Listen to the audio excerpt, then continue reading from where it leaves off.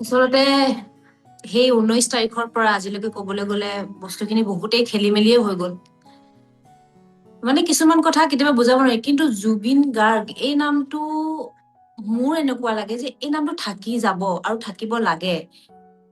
আৰু জুবিন গাৰ্গ বুলি ক'লে আমাৰ এতিয়া নহয়, আজি নহয়, সৰুৰে পৰা আমি যেতিয়াৰ পৰা ৰেডিঅ'ত গান শুনিছো, ৰেডিঅ'ত শুকুৰবাৰে এটা অনুষ্ঠান আহিছিলে, মই নামটো পাহৰিছো, তেতিয়াৰ পৰা সেই জুবিন গাৰ্গৰ পাখি পাখি এই মন, মায়া মাথো মায়া, এই গান পাখি পাখি বিশেষকে এই গানটো খুব বাজিছিলে তেতিয়াৰ পৰা আমি। আৰু জুবিন গাৰ্গ বুলি ক'লে সঁচা কথা ক'ব গ'লে মই তেখেতক আজিলৈকে কথা পাতি নাপালো, তেখেতক লগ নাপালো।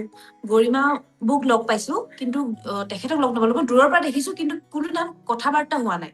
কিন্তু জুবিন গাৰ্গ বুলি ক'লে মোৰ মনলৈ যিটো চেহেৰা আহে, মোৰ সেই পাখি সময় চুলি দীঘল, সেই য়াং জেনেৰেশ্যনক আকৰ্ষিত কৰিব পৰা এটা কণ্ঠ, এটা শক্তি, এজন মানুহ, সেইটোহে মোৰ মনলৈ আহি থাকে। আৰু বহুত প্ৰভাৱ আছে বুলি ক'ব লাগিব, কাৰণ সৰুৰ পৰা আমি তেওঁলোকৰ গান শুনি শুনি ডাঙৰ হৈছো।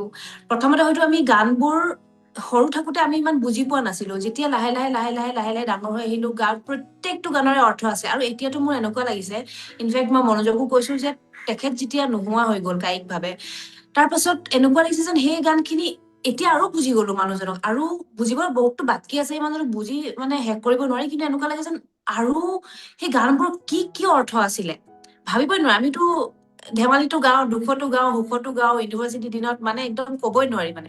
কিন্তু এতিয়া মানে আৰু লাগে, এই গানটোৰ অৰ্থ এনেকুৱাও হয়, এনেকুৱাও দেখোন হয়, বহুত ধৰণৰ।